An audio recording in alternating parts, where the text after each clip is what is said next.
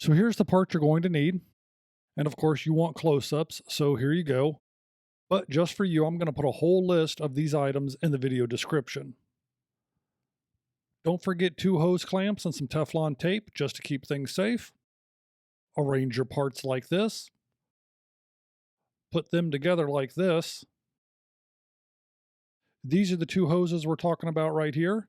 They both go directly into the firewall. They're attached with these fancy hose clamps here. I don't care how you get these off, just get them off. You should be left with a firewall that looks like this and 2 hoses that look like this. Now slip the hose clamps on first and then fit the proper barb into the proper hose based on the diameter, the larger being 3/4 and the smaller being 5/8. Tighten up your hose clamps and you're done. Tuck the new bypass away and dress it up with some zip ties or baling wire. This is a Jeep after all. And of course you want proof of concept, so here you go. It runs like a dream.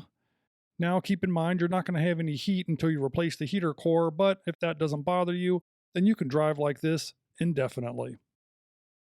Now I'm going to show you this one more time while telling you to like, subscribe, and comment below, but after that, get back to work because you're done watching this video.